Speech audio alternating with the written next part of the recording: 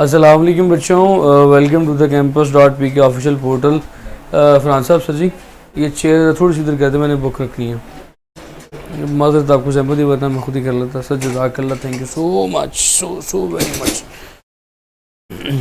अच्छा जी बच्चों, कैसे हैं आप लोग? Hopes you all are well, you all are fine, you all are good. बात को आगे बढ़ाते हैं।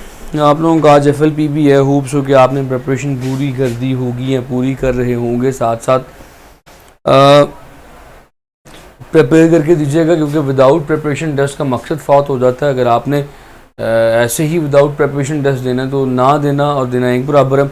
If you will prepare for it, if you will struggle for it, तो उसकी जो आउटकम निकलेगी वो आपकी आने वाली आउटकम के नियरली इक्वल होगी। आपकी आने वाली आउटकम के तकरीबन करीब करीब होगी। अच्छा, आप लोगों ने करना क्या है? आप लोगों के जो 2 चैप्टर्स हैं, chapter number 3, chapter number 5 and 6 का है। पेपर मैंने आसान बनाया हुआ, मुश्किल नहीं बनाया हुआ, लेकिन पेपर प्योरली पहले की तरह टेक्निकल है। ऐसा पेपर नहीं है कि आप मज़े से करेंगे तो हो जाएगा। सर ज़रा देखिएगा, बैटरी डेड हो गई। Water hose of diameter 20। मैं बख्तावर अभी देखता हूँ,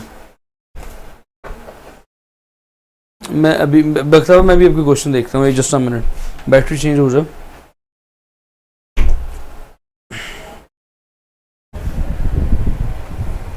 वालेकुम अस्सलाम हसीना बेटी।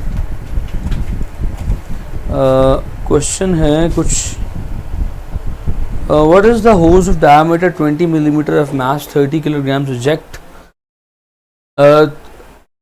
water in 3 seconds. Okay, the density of water is 1000. What is the speed at steady flow? अच्छा, अपने यहाँ पे डायमीटर सर आप बदल लें बैटरी। अच्छा, ये बंद करना पड़ेगा। सर मुझे एक सवाल सामने कर दीजिएगा मेरे। यहाँ पे डायमीटर ऑफ होज गिवन है, that is 20 millimetre. Mass of water पर सेकंड दिया हुआ, मास फ्लो रेट गिवन है, that is 30 kilograms in 1 second. The density of water is 1000 kilograms. ठीक है, कोई मसला नहीं हो कि fine. What is the speed? Bakhtawar आपका सवाल किस तरह से होना है? अभी कैमरा ओपन होगा तो आपके सामने सोल्यूशन हुआ होगा।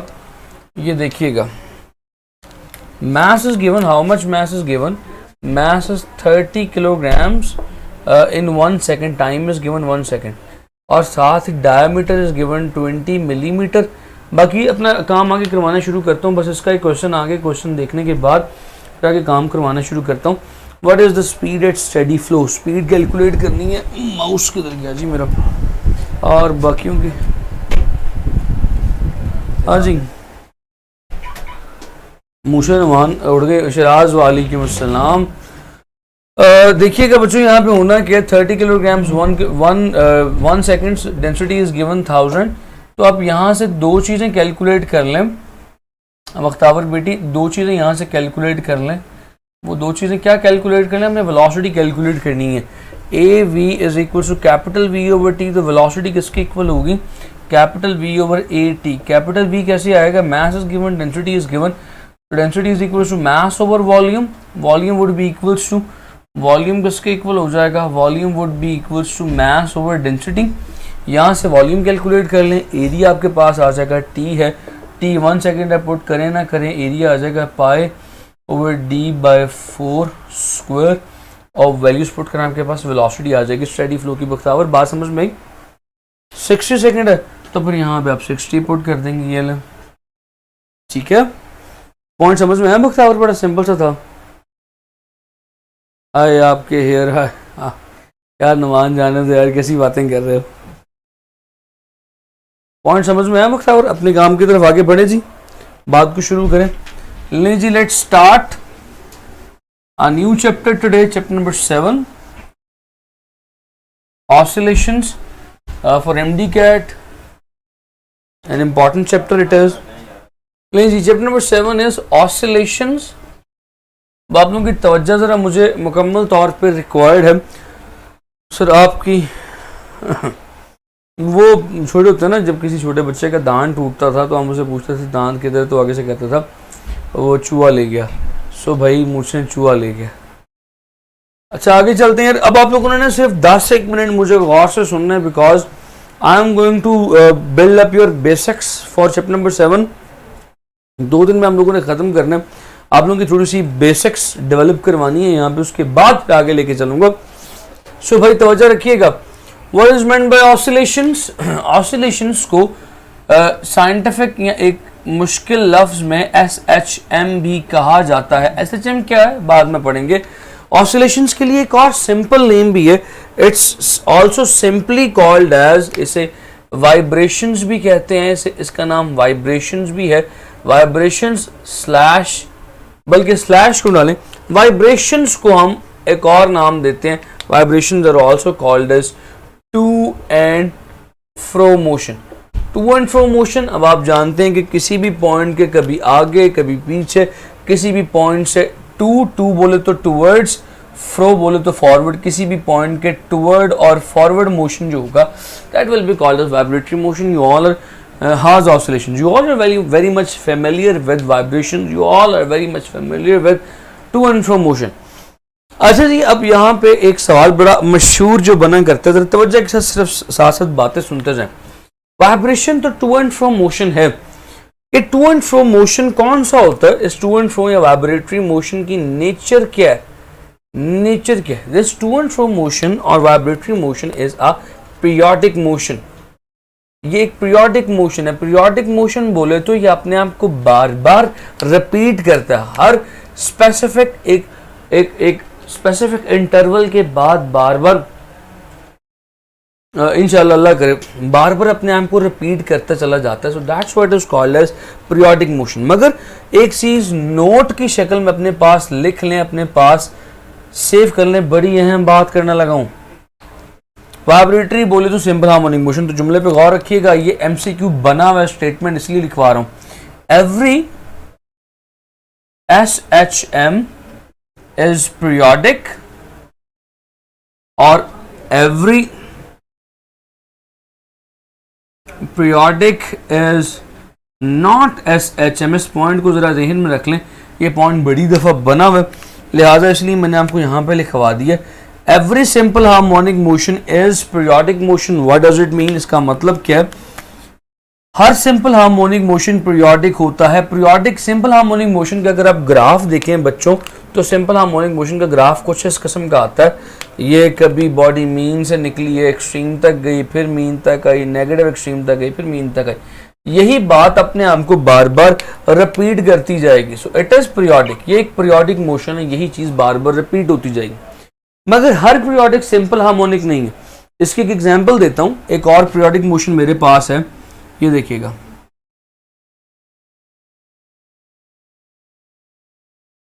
ये पीरियोडिक तो है, अपने आप को रिपीट कर रहे हैं बार बार, हर एक इंटरवल के बाद रिपीट कर रहे हैं, मगर ये सिंपल हार्मोनिक नहीं। सिंपल हार्मोनिक सिर्फ वही है जो आपके सामने ऊपर ड्रॉ किया है। So every simple harmonic motion must be a periodic motion, but every periodic motion is not simple harmonic motion. अरुशे वालेकुम अस्सलाम, मैंने आपका सलाम पहले देख लिया था, लेकिन बात आधी मेरे मुंह में थी, इसलिए मैंने आपको उसका जवाब नहीं दिया। सो वालेकुम अस्सलाम। सो भाई every periodic motion is not simple harmonic motion. So ये आपने बात याद रख ली। एक बड़ा अहम पॉइंट यहाँ पर जो पूछा जाता है कि what are the ingredients, what are the factors, what are the elements, कुछ भी आ जाए, ingredients, factor, elements for simple harmonic motion. So भाई इंग्रेडिएंट्स क्या है? इंग्रेडिएंट्स बोले तो क्या चीज हो तो सिंपल हार्मोनिक मोशन होगा, क्या चीज जरूरी है सिंपल हार्मोनिक मोशन के लिए? सर क्लियर नजर नहीं आ रहा, सईदा क्लियर नजर नहीं आ रहा, यानी मैं समझा नहीं, ब्लर है या हाँ सईदा आपकी वो जो है रेजोल्यूशन, जस्ट चेंज इट, उसे चेंज कर लीजिए। सईदा आपने बड़े अच्छे बात कमेंट किए, मैंने तो अब देखा, ख्याल किया, गौर किया, अब किधर गए मैं बेटी, और अपने जो लैपटॉप या मोबाइल जहाँ पे आप देख रही हैं उसकी रेजोल्यूशन को 720p पे सेट कर लें, इंशाल्लाह फर्क पड़ेगा। इंग्रेडिएंट्स क्या हैं जी? अगर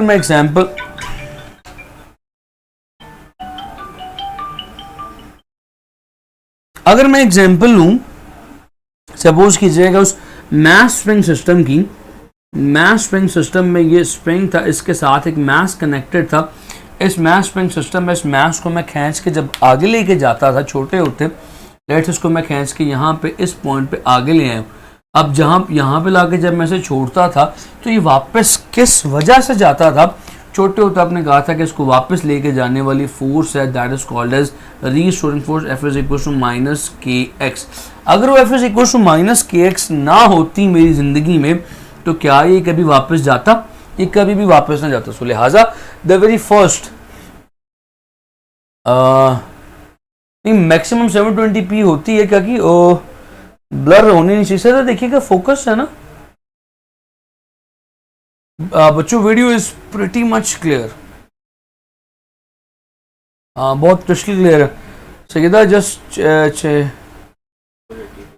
चेंज इट टू 720p, थोड़ी कोशिश करें 720p पे हो जाएगी। If you have android phone तो हो जाएगी, प्रॉब्लम नहीं है। अच्छा, so first thing is the very much first thing is it's restoring force. Restoring force होगी तो ये वापस आएगा। तो रीस्टोरिंग फोर्स से वापस तो लेके आती है, मगर सेंट्रल पोजीशन से आगे लेके जाने वाली कौन सी चीज़ है? ज़ाहिर जब बॉडी मूव करती करती मीन पोजीशन पे आई, mean position is let's say हाजा ओ तुन हाजा ए उन, तो भाई ए से जब ओ पे आई तो ए ओ पे रुकी क्यों नहीं, आगे क्यों मूव कर रही? Because of a property that is we have already studied in chapter number 3, inertia. Inertia इसे ए पे नहीं रुकने देगा। इनर्शिया की वजह से ये दो पॉइंट्स अगर होंगे तो body will be in the to and fro motion और in the simple harmonic motion. बड़ा लिखे सर, ओके बेटी मैं भी लिखता हूँ आगे बड़ा। सो भाई ये दो इंग्रेडिएंट्स आपको पता चल गए, आपके सामने आ गए। इसी तरह अब आपको ये भी पता होना चाहिए कि what are the types of simple harmonic motion. Simple harmonic motion की कैटेगरीज या टाइप्स कितनी है? दो हैं जिनका जिक्र किताब के एंड पे, चैप्टर के एंड पे करूंगा। पहली आपके सामने लिख देता हूं। The first one is free oscillations. Free oscillations बोले तो ऐसी ऑसिलेशंस, इतना अभी इंट्रोडक्शन के लिए बता देता हूँ, ऐसी ऑसिलेशंस जिनमें बॉडी फ्रीली मूव करे, बॉडी पे किसी किस्म की एक्सटर्नल फोर्स ना लग रही हो। मिसाल के तौर पे आपने अपनी छोटी बहन को, छोटे भाई को झूले पे बिठाया और झूले को एक दफ़ा खींच के छोड़ दिया, now it is moving freely on its own, so वो फ्री ऑसिलेशन है। जबकि इसके बरअक्स जो दूसरी ऑसिलेशन है they are forced oscillation. Forced oscillation या ड्रिवन ऑसिलेशन दोनों कहा जाता है। फोर्स्ड ऑसिलेशन, ये दो इसकी टाइप्स हैं। फोर्स्ड ऑसिलेशन में क्या है? अब आप अपने छोटे बहन भाई को हर झूले पे धक्का दे रहे हैं, हर झूले पे आगे की तरफ पुश दे रहे हैं, दैट इज फोर्स्ड ऑसिलेशन। सो भाई टाइप्स भी होगी। टाइप्स के बाद एक छोटी सी बात कर लेते हैं ऑन एग्जाम्पल्स। एग्जाम्पल जो चंद एक आपकी किताब में लिखी हुई है, मैं उन्हीं को यहाँ पे एक्सप्लेन करूंगा। जो सबसे पहली है that is simple pendulum, then there is mass spring system.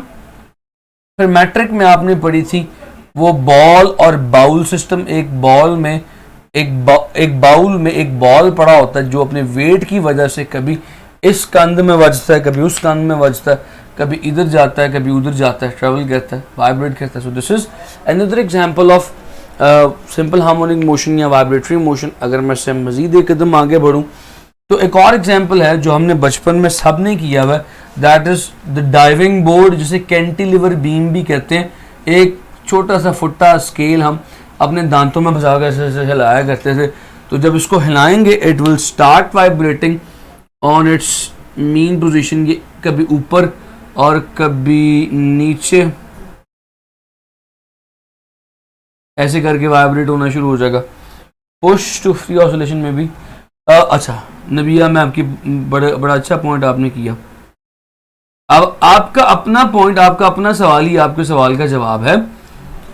उसमें मैंने कहा पुश किया जाता है, पुश देने के बाद छोड़ दिया जाता है, बॉडी मूव करती रहती है। ऑब्वियसली किसी भी मोशन में पुश देना तो लाजमी है। न्यूटन के सेकंड लॉ और फर्स्ट लॉ के मुताबिक अगर किसी स्टैटिक बॉडी को मूव करवाना है तो इनिशियल फोर्स तो लाजमी है। सो पुश दे दिया, उसके बाद बॉडी फ्रीली मूव करती चली जाएगी, बॉडी कभी नहीं रुकेगी, ताक़यामत मूव करती चली जाएगी। हाँ, जबकि फोर्स्ड ऑसिलेशन में, डैम्प्ड ऑसिलेशन में क्या होता है, हर पॉइंट पे बॉडी पे फोर्स लग रही है। अब अगर आप अपनी छोटी बहन को बिठा के धक्का दें, आगे जाए फिर वापस आए फिर धक्का दें, अब हर वाइब्रेशन पे आप फोर्स लगा रहे हैं, ड्यूरिंग द ऑसिलेशन भी फोर्स लगती चली जा रही है, तो वो डैम्प्ड ऑसिलेशन है। ठीक है, डैम्प्ड DAMPED, डैम्प्ड ऑसिलेशन। आखिरी पी साइलेंट होता है, उसको डैम्प्ड ऑसिलेशन नहीं कहेंगे, that is damped oscillation. Chapter number 7 के लास्ट में कहीं पे वो टॉपिक है, तो एंड पे उसको डिस्कस भी करूंगा। सो इसका नाम पता है आपको, इसका नाम भी पता, इसका नाम भी पता, इसका नाम पता नहीं तो बता देता हूँ। इसे बोलते हैं डाइविंग बोर्ड की तरह का होता है, जिसपे वो मिस्टर बीन ने छलांग मारनी थी पानी में, वो छलांग नहीं मार पा रहा था। देखिए वो एपिसोड के लिए देखी हुई। सो भाई this is called as cantilever beam, इसे कैंटिलीवर बीम कहते हैं। इसका जो टेक्निकल नाम है वो कैंटिलीवर बीम है। लो भी वैसे तो और भी बेतहाशा एग्जाम्पल्स हैं, लेकिन जो एग्जाम्पल्स मेरे जहन में थी इस वक्त मैंने आपको वो दे दी। अब एक कदम आगे चलते हैं।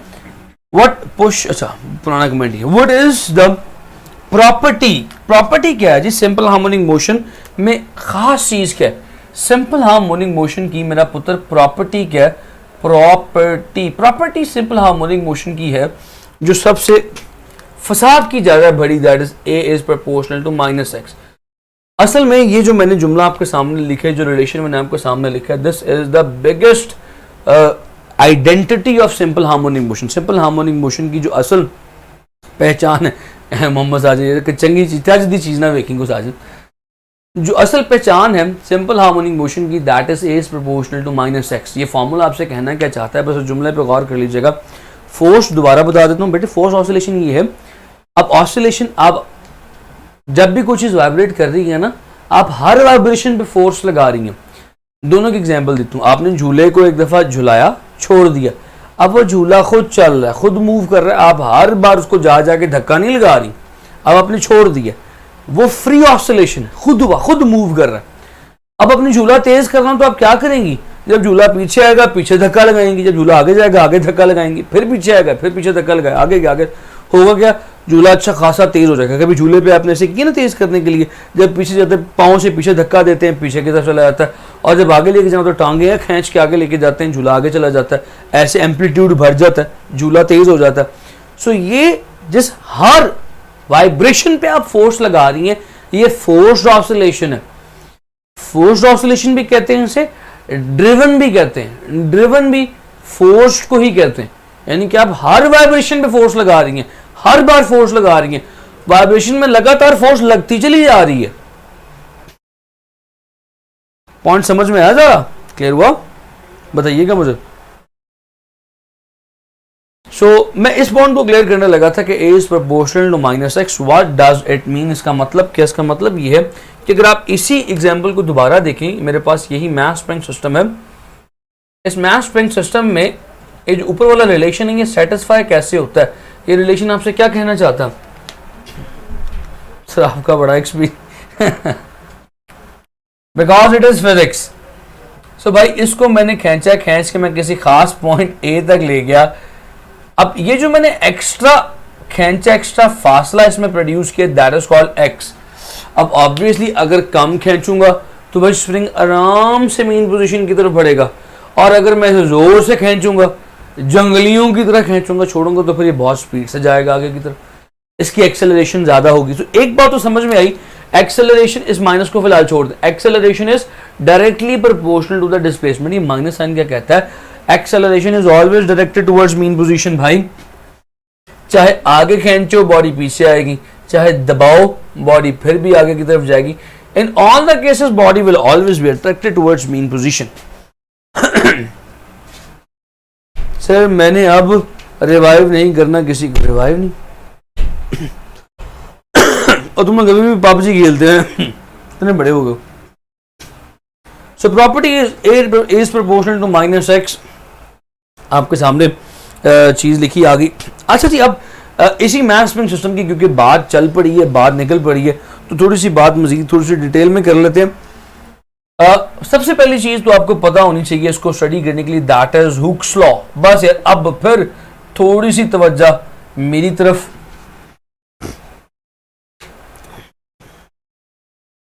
भाई टीचर की बातों पे नाराज नहीं होते यार।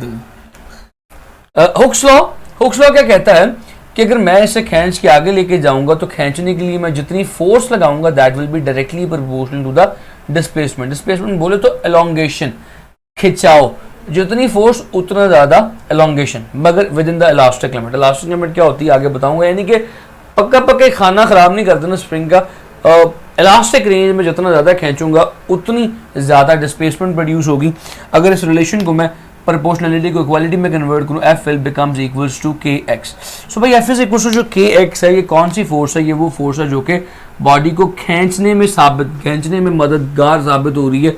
अब अगर स्प्रिंग वापस आ रहा है तो वो रीस्टोरिंग फोर्स की वजह से वापस आ रहा है। रीस्टोरिंग फोर्स क्या होगी? According to the Newton's law, restoring force is equals to minus F, minus K X के इक्वल होगी। सो भाई ये बात तो आपको पता चल गई। अब इससे आगे बढ़ते हैं, जो चीज़ टेक्निकल चीज़ों की तरफ मैं बढ़ने लगा, अब चीज़ें नहीं है उनकी तरफ मैं बढ़ने लगा, नई चीज़ों की तरफ आने लगा हूँ। सो ये जो फॉर्मूला लिखा हुआ है F is equals to K X, अगर इस फॉर्मूले पे गौर किया जाए तो भाईजान ये जो के है, that K will be equals to F over X. F over X, ये के क्या कहना चाहता है आपसे? K will tell you about the stiffness, इसे स्टिफनेस फैक्टर या स्प्रिंग्स कांस्टेंट भी कहते हैं। It will tell you about the stiffness of the spring. इसका नाम स्प्रिंग्स कांस्टेंट तो आप जानते थे सारे, इसलिए मैंने स्टिफनेस लिख दिया, लेकिन स्टिफनेस भी आप लोग नाम जानते ही होंगे। भाईजान अब बातें आने लगी थोड़ी सी टफ, तो आपकी तवज्जो मजीद मेरी तरफ हो जानी चाहिए। आपको इधर उधर नजर ही कोई कुछ ना आए, बस सिर्फ मैं नजर आऊं। चले कम से कम इसी बहाने मैं ये बातें तो अपने बच्चों से कर ही सकता हूं। तो भाईजान अब यहाँ पे k is equal to F by X, stiffness के इक्वल है this. k is springs constant which will tell you about the stiffness of the spring. अब इस स्टिफनेस से क्या मुराद है? देखें दो किस्म के स्प्रिंग्स हैं। एक बहुत हार्ड स्प्रिंग है जिसे आम तौर पे हाथ से कंप्रेस नहीं किया जा सकता, दबाया नहीं जा सकता, बहुत हार्ड है, जिनमें डिस्प्लेसमेंट प्रोड्यूस करने के लिए बहुत ज्यादा फोर्स चाहिए। सो हम क्या कहते हैं, उन स्प्रिंग्स की स्टिफनेस बहुत ज्यादा। सो भाईजान what is meant by stiffness? Stiffness is springs constant. Hard springs के लिए के की वैल्यू ज्यादा होगी, के बड़ा होगा, और जो सॉफ्ट स्प्रिंग है जैसे कि आपके बॉल पॉइंट का स्प्रिंग, उसे आराम से खींचा जा सकता है, एवं आप हाथों से भी खींच सकते हैं, उसके लिए के की वैल्यू कम होगी, वो they will be soft spring. Point समझ आया? माइनस के कैसे? अच्छा अलीशा मैं समझाता हूँ। मटेरियल पे डिपेंड नहीं करेगा, मैं समझाता हूँ उसको आगे। क्या क्वेश्चन था? हाँ, अलीशा का क्वेश्चन था माइनस एफ कैसे। देखो अलीशा, जो मैं खींचने की फोर्स लगा रहा हूँ, बाहर की तरफ लगा रहा हूँ, वो के एक्स है। रीस्टोरिंग फोर्स ऑपोजिट की तरफ, अंदर की तरफ, that's why it is minus, simple. दानिया बेटा मैं पॉइंट स्टील का क्लियर करता हूँ। हम आइडियल अगर स्प्रिंग की बात करें ना, एक्चुअल वर्ल्ड में, रियल वर्ल्ड में मटेरियल पे डिपेंड करता है, एक्चुअल वर्ल्ड में मटेरियल पे डिपेंड करता है, मगर ideally stiffness of a spring does not depend on anything. Spring की स्टिफनेस किसी चीज पर डिपेंड नहीं करती, वो सिर्फ फोर्स और डिस्प्लेसमेंट इन दो चीजों पर डिपेंड करती है आइडियली। ठीक है, बात समझ में आ रही है? सो आगे चलते हैं। k is equal to F over X, that is the stiffness.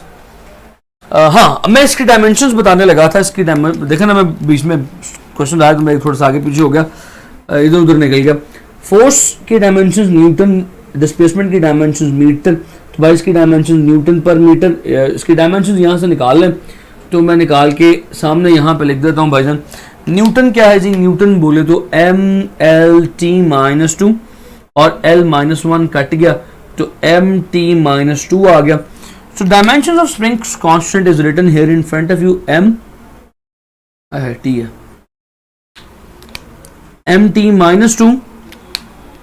मजे की बात यह है कि ये dimension these are these units and these. बड़ा मशहूर सवाल था, मैं सवाल नहीं करवा रहा, डायरेक्ट उसका जवाब आपको बताने लगा हूं। These dimensions are very much similar to the surface tension. यही डायमेंशंस, यही फॉर्मूला सरफेस टेंशन का भी होता है, तो आपको पता होना चाहिए ये mt-2 किसकी डायमेंशंस हैं और ये सरफेस टेंशन की सरफेस ई किसने डालना था यार, हद हो गई।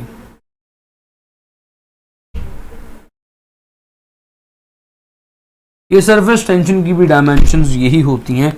सो ये आपको पता होना चाहिए, because it is the questions asked once upon a time. एक दफ़ा ये पूछा गया था सवाल कि स्प्रिंग्स कांस्टेंट की डायमेंशन किससे सिमिलर है, तो भाईजान सरफेस टेंशन से सिमिलर है। अभी आपको पता चल गया mt-2। सो भाई एक कदम मजीद आगे चलते हैं इससे। हाय हाय हाय हाय, सवाल की जानिब। किधर सवाल तो लिखने की जगह ही कोई नहीं बची। तो सवाल आ गया जी, कॉमन सेंस का क्वेश्चन है, आप इसे अपने हासिल करदा नॉलेज जो भी आपने चीजें सीखी इन्हें इस्तेमाल करके भी जवाब दे सकते हैं और सिर्फ अपनी कॉमन सेंस को इस्तेमाल करके भी जवाब दे सकते हैं। थोड़ा सा टेक्निकल क्वेश्चन है। सवाल क्या है जी? सवाल आपके सामने लिखा, देखिएगा। Question is something like this, if a spring, बस अब स्प्रिंग्स कांस्टेंट के सवाल आज करवाने। Spring of K, springs constant K है जिसका is cut into two halves, दो हाफ में, दो टुकड़ों में। कैंसिल क्यों हो गया? ओहो नबी बच्चा, इतना सिंपल सी बात, ये L है, ये L-1 है, कैंसिल हो गया। If Spreng's constant of K is cut into two halves, then the spring constant of each half, option A K/2, option B 2K, option C 3K, option D none। लें जी, again common sense question. Point समझ में आया बच्चों? यहां पे करना कि आपने what you have to do here, none. सब ने जवाब देना शुरू कर दिया नन, और लुबाबा तो जज्बाती हो गए, उन्होंने कैप्स लॉक ऑन करके नन लेके भेज दिए। None none none, everyone is giving none. Okay, चलिए मैं सवाल जो है ना, सवाल ऐसे कर देता हूं, मैं नन के ऑप्शन ही मिटा देता हूं। अब आपने फिर से जवाब देना है। के लिख देता हूं यहां पे। लो जी, अब बताएं अब जवाब क्या होगा? फिर से वो ट्राई बॉल थी, फिर से जवाब दें। 2 के जवाब आया, हफ्सा ने कहा K/2, एक ने जवाब दिया 2K, हफ्सा बेटी ने 2K जवाब दिया, अरफा ने भी 2K जवाब दी। फरखंदा कहती हैं कि it does not depend upon length. Ayesha okay, Ayesha ने कहा it does not depend upon length, right. Ayesha, चलिए मैं इसका जवाब बताता हूं। Actually it does depends upon the length. पहले मैं आपको ना एक रियल लाइफ एग्जांपल देता हूं, सुनिएगा जरा गौर से। मान लीजिए कि आपके पास एक लंबा स्प्रिंग है, you can stretch it, you can compress it, मगर इमेजिन कर लें अब आपके पास एक बड़ा स्प्रिंग नहीं। Sir do you have keys? आपके पास चाबियां हैं? दिखाइएगा जरा, कोई दिखाइएगा। की रिंग है उसमें? नहीं। चले इमेजिन कर लें, हाँ है, दिखाइएगा। ये सपोज कर लें कि now this is like a spring. ये स्प्रिंग इधर देखें, दो साइड जुड़ी हुई है। अब अगर मुझे इसको खींच के लंबा करना हो तो मुझे इस पर बहुत ज्यादा फोर्स लगानी पड़ेगी, इसको खींचना मुश्किल है। बजाय कि अगर मेरे पास एक थोड़ा सा लंबा स्प्रिंग की फॉर्म में होता, उसे खींचना या कंप्रेस करना मेरे लिए आसान होता। सो भाई याद रखिएगा एक बात, छोटा स्प्रिंग खींचना और छोटा स्प्रिंग कंप्रेस करना मुश्किल है। And even by this formula you can see this spring is inversely proportional to the length. तो याद रखिएगा कॉमन सेंस की बात ही, हमेशा स्प्रिंग्स कांस्टेंट जो है that is inversely proportional to the length. जितनी कम लेंथ करता जाऊंगा, जितना छोटा स्प्रिंग करता चला जाऊंगा, उसे खींचना उतना ही मुश्किल होता चला जाएगा। सो भाईजान डायरेक्ट काम करने लगा हूं, जरा देखना। K is equals to some constant over L, ऐसे ही है। मैंने किया cut into two halves, K dash is equals to some constant over L बटा 2 आया ऊपर। K dash is equals to 2 constant over L। तो भाईजान ये डबल हो गया। So springs constant will become double, twice of the previous one. बड़ा simple सा था, बात समझो बच्चों। पॉइंट क्लियर हुआ? लो भाई अगला पॉइंट, अगला सवाल इसी से रिलेटेड। अब थोड़ी सी कहानी में मुश्किल पूछूंगा। अच्छा यार अगर मैं एक मिनट, यूनिक की भाई, चलो पॉइंट समझ में आ गया Bakhtawar? If you are now clear, if you understand it right now, then that's good, that does not matter. Mistake से कोई प्रॉब्लम नहीं, मिस्टेक से इंसान सीखता। If you have learn something that matters also. Areeba I was also. चलिए जी, अगर सीखा तो अच्छी बात है। अगला सवाल क्या है? अगला सवाल बड़ा ही मजे का। If 3 springs of springs constant 2K, K and 3K are connected in series, their springs constant will be option A 6k, option B 1k, option C 2/3 के, ऑप्शन डी कर लीजिए नन। इसको 2/3 की बजाय कर लें 3/2।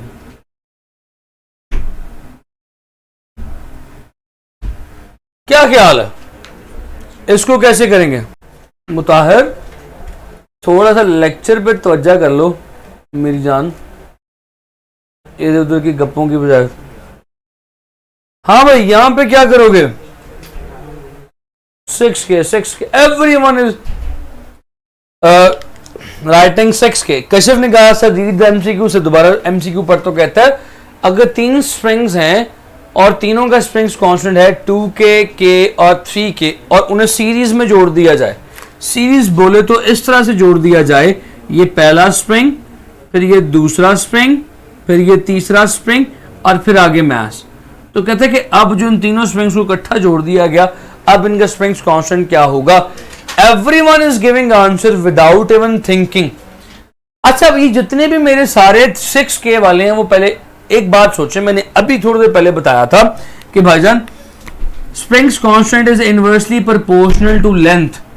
मैं यहां पे लेंथ बढ़ा रहा हूं, लंबा कर रहा हूं स्प्रिंग को, तो स्प्रिंग कांस्टेंट कम होना चाहिए। आप 6k कैसे कह सकते हैं? और समझ रहे? सो ऐसे केस में अब आपने करना क्या, जरा गौर से सुनना। जैसे छोटे होते आपने सीरीज और कैपेसिटर के रेजिस्टेंस और कैपेसिटर के सीरीज और पैरेलल कॉम्बिनेशंस पढ़े थे, वैसे स्प्रिंग के भी होते हैं। तो स्प्रिंग का जो सीरीज कॉम्बिनेशन है जरा वो देख लें पहले। In series combination of spring, ये सीरीज कॉम्बिनेशन है ना, तो याद रखिएगा this series combination of spring is similar to capacitor. एक कैपेसिटर के सिमिलर। भाई कैपेसिटर में क्या करते थे, इसको डब्बे में बंद कर लें, नास ना जाए ये बात। भाईजान कैपेसिटर में क्या किया करते थे, कैपेसिटर सीरीज में लगाने हो, वही काम यहां पे करने। कैपेसिटर में 1/c लेके करते थे, यहां पे 1/k इक्विवेलेंट लेके 1/k1 plus 1/k2 up to 1/kn करेंगे। तो ये सीरीज कॉम्बिनेशन के लिए आ गया। इसी तरह for parallel combination of spring, parallel combination of springs में कहानी जो है that is very much similar to the parallel combination of capacitor. ये भी कैपेसिटर के सिमिलर है। वहां पे आप कैपेसिटर में क्या किया करते थे, सेम ऐड कर दिया करते थे। इसी तरह पैरेलल में अगर स्प्रिंग्स लगे हों तो उनके स्प्रिंग्स कांस्टेंट ऐड हो जाएंगे। अब जरा मुझे सॉल्व करके बताएं, सीरीज में लगे हुए फॉर्मूला लगाएं और जवाब देके बताएं, दिखाएं जरा मुझे क्या आता है। 6/11 के, शाबाश, लेट्स सी। इसके बाद स्प्रिंग्स का एक आखिरी सवाल थोड़ा सा टफ सा करवाऊंगा, फिर इससे आगे बढ़ जाऊंगा। भाईजान यहां पे करना क्या है, 1/k इक्विवेलेंट कैलकुलेट करना है। एक है 1/2k plus 1/k plus 1/3k। So take the LCM out of it, you will get क्या आ जाएगा 2k, k, 3k। अगर LCM 6k ले लूं इकट्ठा है, 36 कहां से आ गया, 6k ले लूं सिंपल तो सब पे चला जाएगा, सब पे डायरेक्टली सॉल्व हो जाएगा। शाबाश मुताहिर। सो भाईजान देखिएगा 2 3s are 3 प्लस 6 प्लस 2, ऊपर क्या आ गया 11/6k। शाबाश, 6k/11। सो अब आपको सॉल्व करना आ गया। ग्रेट भाई, शाबाश। All everyone was correct. सिर्फ सॉल्व इसलिए किया कि अगर किसी मेरे शरादी को सॉल्व करने में प्रॉब्लम हो रहा हो तो वो यहां से सॉल्व करने का तरीका देख ले जी। एक 2 सवाल और करवाता हूं। पहले एक करवाने लगा था पर अब पता नहीं मुझे क्या हो रहा है, मेरे दिल घर में 2 सवाल और करवाऊं। एक वो सवाल करवाऊं जिसे 99.99% बच्चे गलत करते हैं और कॉमन सेंस का क्वेश्चन है। एक सवाल इंतहाई आसान है, बगैर सोल्यूशन के भी हो सकता है, मगर सारी गलत करते हैं। पहले वो सवाल देखते हैं, फिर उसके बाद दूसरा सवाल करेंगे जो थोड़ा सा ट्रिकी और लेंथी है थोड़ा सा। तो भाई सवाल ये है, if a spring of springs constant K is cut into two parts of ratio 1:2. The springs constant of larger. Option A देता हूं 3/2 के, ऑप्शन बी देता हूं 2/3 के, ऑप्शन सी देता हूं 2 के, ऑप्शन डी देता हूं के।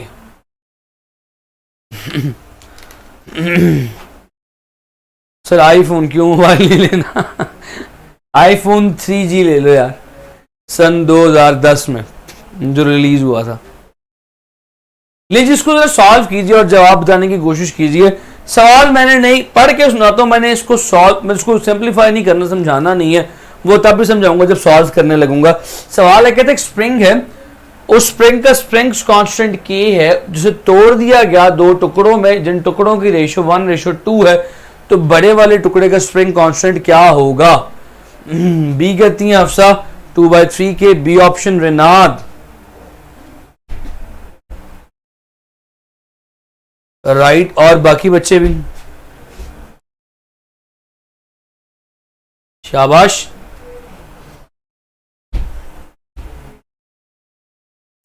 ट्राई टू आंसर देने की कोशिश करें। सिंपल है, 2/3 के। रोशेल ने भी जवाब दे दी, शाबाश बेटी, बी ऑप्शन है आपका भी। समथिंग मोर, 3 बच्चों ने अभी तक जवाब दिया। Question is a common sense question, I have 61 students right here setting. तो भाई बाकी 6 बच्चों ने जवाब दिए। मोहम्मद साजिद कहते हैं बी, बख्तावर कहती हैं बी, आयशा ने भी, अरीबा ने भी कहती, दिलीशा ने भी कहती, कोमल कहती हैं 2 के, राइट। तूबा कहती है सी। ये वो सवाल है जिसमें बच्चे 99.9% गलती करते हैं, और मैं सही कह रहा हूं। अब the question with most number of mistakes, लेकिन मुझे खुशी है कि मेरे बच्चों को पॉइंट्स समझ में आने शुरू हुए।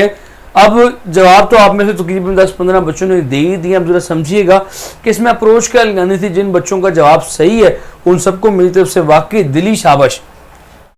कहता है कि आपके पास जो स्प्रिंग है, मान लीजिए ये स्प्रिंग है आपके पास, लाइक दिस।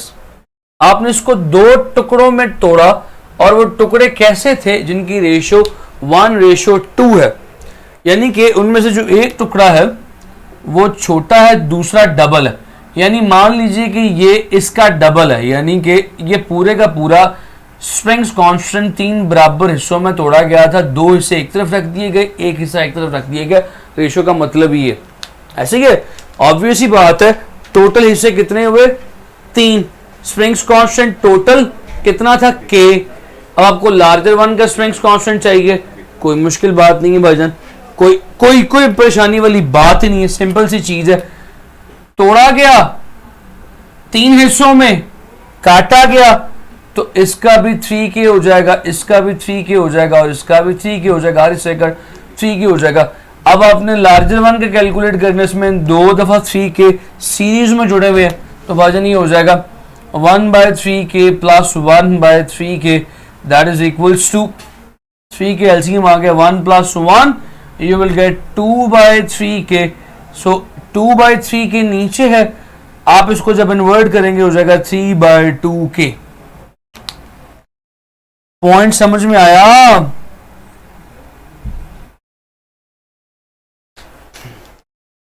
अब मुझे बताइए पॉइंट क्लियर हुआ, फिर मैं आगे चलूंगा। देखिए मैंने सही कहा था कि इसमें 99.99% बच्चों का जवाब गलत है। जिन बच्चों ने 2/3K जवाब दिए ना, they were very much close to the answer, वो आंसर के बहुत करीब थे। शाबाश मुताहर, बख्तावर ए शाबाश। बख्तावर का ये 9वां का जवाब है। जिसको प्रॉब्लम हुई तो मुझे दोबारा बता दें। नो तैयबा क्या कहती? नो तैयबा, नो क्या मतलब? आप पॉइंट में इशू है। कायनात भी कहती है रिपीट हो गया, मैं भी रिपीट करता हूँ यार, लास्ट स्टेप में कन्वर्ट क्यों किया? और भाई ये देखो, शरादों और शरादियों, ज़्यादा शरादियाँ ही पार्टिसिपेट करती है, शरादियाँ तो लगता है फौत हो जाते हैं, ये तो पता नहीं बेहोश ही हो जाते हैं। भाईजान जरा देखिएगा इस सवाल को हमने सॉल्व कैसे करना है। मैंने कहा कि जो तोड़ा गया स्प्रिंग को 1:2 में, 1:2 का मतलब क्या है? मान लो इस स्प्रिंग के 3 हिस्से कर दिए। अभी सारा कुछ जीरो से समझा रहा हूँ। कायनात, जहरा और तैयबा और एक दो बच्चे और। सर जी बस रिवर्स नहीं करना, नहीं, हाँ नहीं किया, ओके ठीक है। मैंने कहा मेरे बच्चे बहुत करीब आ गए थे रुशेल, जिन्होंने 2/3 जवाब दिए। सो भाई देखिएगा, इस पूरे स्प्रिंग के कितने टोटे किए? 3 किए। हाँ 3 हिस्से कर दिए, जिनमें से 1 वाला ये हिस्सा, 2 वाला, यानी कि जहां पे 2 है वो 2 वाले ये 2 हिस्से हैं, ये दोनों जोड़ दिए। ठीक है, ये 2 बड़ा हिस्सा, इसकी रेशियो 2 है, इसकी रेशियो 1 है। पॉइंट समझ में आया? अब कहता है कि बड़े वाले का स्प्रिंग कांस्टेंट, यानी इस साइड का स्प्रिंग कांस्टेंट क्या होगा।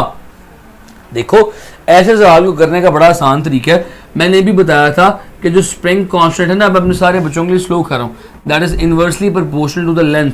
जब लेंथ कम करूंगा स्प्रिंग कांस्टेंट बढ़ जाएगा। आपने लेंथ कम की, लेंथ को 3 पे डिवाइड कर दिया ना, तो लेंथ को जब 3 पे डिवाइड के नीचे 3 आया, 3 ऊपर चला जाएगा। हर हिस्से की लेंथ क्या हो जाएगी? हर हिस्से की लेंथ 3 के, हर हिस्से की लेंथ कह रहा हूँ, हर हिस्से का स्प्रिंग कांस्टेंट क्या हो जाएगा? 3 के। इस हिस्से का स्प्रिंग कांस्टेंट भी 3 के, इसका भी 3 के, इसका भी 3 के। अगर मैं सिंपल पूछ लेता the springs constant of smaller one, तो स्मॉलर वन का सीधा सीधा 3 क्या आता बता देते। अब लार्जर वन का पूछा, लार्जर वन देखो इन 2 छोटे हिस्सों को जोड़ के बनाया गया, यानी कि एक 3K का ये स्प्रिंग, एक 3K का ये स्प्रिंग, ये दोनों आपस में सीरीज में जुड़े हुए हैं। तो सीरीज वाला फॉर्मूला लगाएंगे।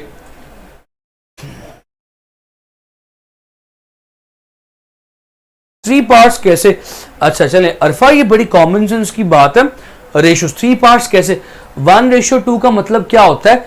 एक पार्ट बड़ा है, छोटे का डबल है।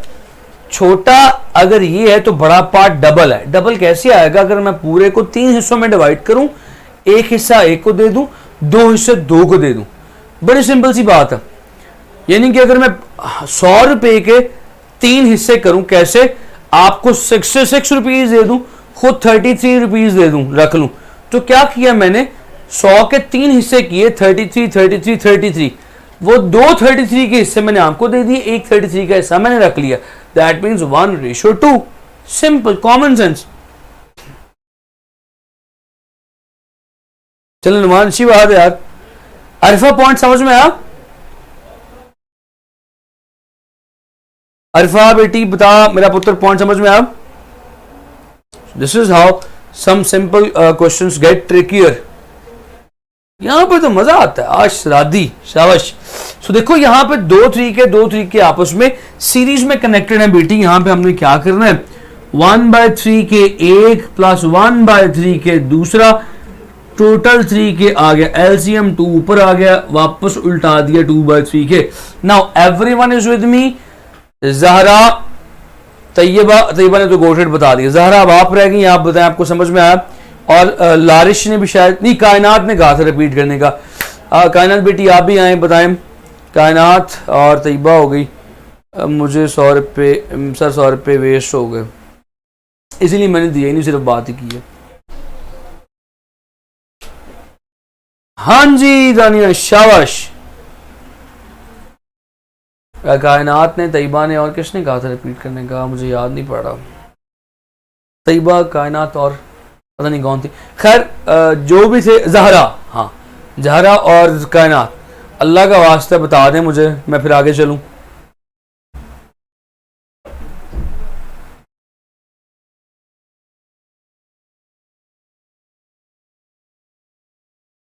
हाँ जबरदस्त, जहरा को भी क्लियर हो गया।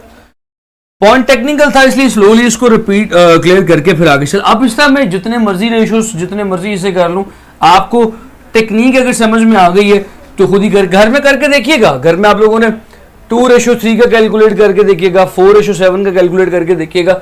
You have to solve it yourself. जरा खुद से थोड़ी सी अक्ल लड़ा के सोल्यूशंस करके देखिएगा कि फिर जवाब क्या आते हैं। तरीका आपके पास आ गया।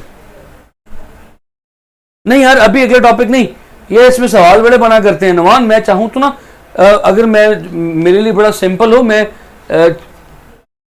डंडी मार के भी आगे भाग सकता हूं, लेकिन क्योंकि चीजें इंपॉर्टेंट है, सवाल बन सकते हैं, तो मैं अपनी मेहनत और टाइम से उसको कॉम्प्रोमाइज कर लूंगा, क्वालिटी को कॉम्प्रोमाइज नहीं करूंगा यहाँ पे, इसलिए मैं अगला टॉपिक अभी नहीं करवा रहा। एक सवाल इस पे और करवाऊंगा, फिर इंशाल्लाह कल जो है अगला टॉपिक करवाऊंगा, आखिरी सवाल इस पे।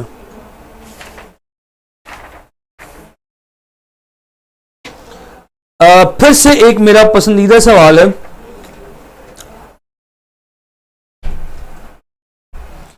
For the following assembly, for the following assembly, 3 springs, each of springs constant K, T तो डाला नहीं, K की पड़ गई, K is connected as follows.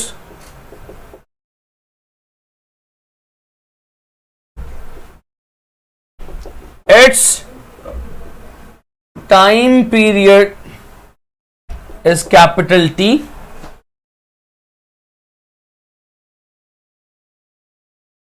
Okay. What is the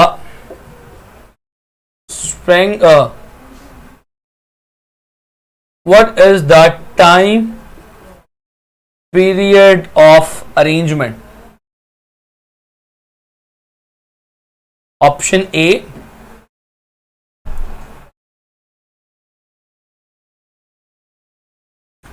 two by 3t. Option B, under root 2 by 3t. Option C, under root 3 by 2t. Option D none. और जनाबे वाला जो इसकी अरेंजमेंट है वो ये है। लो भाई सवाल समझ में आया? सर जी, सर आपके फेवरेट क्वेश्चन ही जान ले लेते हैं। डुंडी नहीं, मैंने डंडी बोला था। हाँ जी सही था, thank you for being my translator. अच्छा जी, यहाँ पे पॉइंट बड़ा सिंपल सा कहता है कि आपके पास 3 स्प्रिंग्स हैं, वो इस तरह से अटैच है, हर एक का स्प्रिंग्स कांस्टेंट के है। और अगर हर स्प्रिंग की इंडिविजुअल बात की जाए तो जनाब हर एक का जो टाइम पीरियड है, इसका टाइम पीरियड टी है, इसका टाइम पीरियड टी है, इसका टाइम पीरियड भी टी है। लेकिन जब इन तीनों को ऐसे जोड़ दिया गया तो ये जो नई असेंबली, नया अरेंजमेंट पैदा हो गया, इस नए अरेंजमेंट का टाइम पीरियड टी डैश क्या होगा? लो भाई, कल से नया टॉपिक, कल खल्लास, स्टेप नंबर 7 फिनिश, फड़का देना। कल तो डिस्कशन है, कल कहाँ खत्म होगा? मैं हैविंग ख्याली पुलाव बना रहा हूँ। ख्याली पुलाव ही कहते हैं। हाँ, इसका जवाब दे दें बस, फिर आज का लेक्चर खत्म कर दूंगा। मेरी तरफ अब अजीब अजीब नजरें आनी शुरू हो गई हैं लेक्चर खत्म करने के लिए। फटाफट से इसका जवाब दे दें। B option 2/3 under root. Ranat, शुक्र है रनात का थोड़ा सा चाका खुला है। She is now participating. She if I am not wrong, Ranat, I do not know Ranat is a male और फीमेल नेम, तो मैंने शी कह दी। भाई अगर आप ही हैं तो गुस्सा ना कीजिएगा। So you are now participating, that is very much good for me, because I know that in the very start you can say that your satisfaction was not that much good. Sir ji मैं नहीं बताऊंगी। चल सही है भाई। लो भाई, इसमें क्या करना है, इसमें जरा गौर कीजिएगा। what you have to do in here, यहाँ पे आपको क्या करना है गौर से देखिएगा। You all know that कि भाई time period that is 2 pi under root L over G के इक्वल होता है। सर आपके ने केमिस्ट्री वाले टीचर आ गए हैं, कुमैल साहब। सर मैं 5 मिनट ले लूँ? 5 मिनट ले रहा हूँ, ठीक है। मैंने कहा, उन्होंने हालांकि जवाब नहीं दिया, लेकिन मैंने अज्यूम कर लिया कि उन्होंने हाँ ही कहा होगा। सो भाई टाइम पीरियड नया टी डैश वो किसके इक्वल होगा? एल ओवर जी नहीं होता भाई, जज्बाती हो गया। ये मैथ्स में सिस्टम में एम ओवर के है, ओवर है, फिर जज्बाती हो गया लाइक दिस। अब फाइनली फॉर्मूला ठीक लिख दिया। अच्छा, अब यहाँ पे के ओवर एम है। सो नया टाइम पीरियड किसके इक्वल होगा? 2 पाई अंडर रूट के डैश ओवर एम के अगर आपको इनका इक्विवेलेंट टाइम आ जाए आपके पास, इक्विवेलेंट स्प्रिंग्स कांस्टेंट अगर आपके पास आ जाए तो स्प्रिंग्स कांस्टेंट की वैल्यू यहां पुट करेंगे, आपके पास टाइम आ जाएगा। सो करके देखते हैं,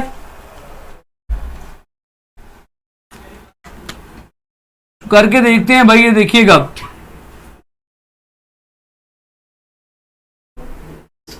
सो भाई के डैश कैलकुलेट कर लो, व्हाट विल बी द के डैश। दो सीरीज में लगे, दो पैरेलल में लगे हुए, एक सीरीज में लगा हुआ है। पैरेलल वाले के तो सिंपली ऐड हो जाएंगे। सो नई अरेंजमेंट कैसे बनेगी? नई अरेंजमेंट ऐसे बनेगी, जरा गौर कीजिएगा, ऊपर के और नीचे 2k और ऊपर के। अब k और 2k आपस में सीरीज में कनेक्टेड है, तो भाईजान यहां पे क्या होगा, यहां पे क्या होगा, k और 2k सीरीज में है, तो इनके लिए कैलकुलेट कर लो 1/k प्लस 1/2k। ऑप्शन आपके पास सोल्यूशन हो जाएगा यहां पे 2k, ऊपर आ गया 2 + 1, इसको सीधा कर लो 3/2k, इसको सीधा कर लो, एक ही स्टेप में कर देता हूं 2/3k। अब इसको उठा के यहां पुट करो, यहां पुट करोगे तो क्या हो जाएगा m ओवर 2/3k। इसको फिर से उल्टा दो। So correct option would be C. बताओ ये पॉइंट समझ में आया कि स्लोली करवाऊं? मुताहिर इंशाल्लाह कल की क्लास में कर दूंगा। कल मुताहिर आपने मुझे याद करवा देना, ठीक है? मैं चलो इसको रिपीट करके फिर आगे चलूंगा। लीजिए यहाँ पे क्लास वाइंड अप करते हैं। अच्छा मुझे ये बता दीजिए, आपका FLP आज, सर FLP आज ही है ना? ओके, FLP किस टाइम है सर इनका? सो आज आपका FLP 6 बजे है। सो 6 बजे तैयार रहिएगा। उम्मीद है कि यूजुअली रिशेल तने शर्म तो नहीं आती है। ले जी यहाँ पे क्लास खत्म करते हैं। तैयार रहिएगा FLP के लिए, थोड़ा टेक्निकल है मगर सिंपल है। अजीब बात होगी ना, चलो डिस्कशन में बताऊंगा। अल्लाह हाफ़िज़।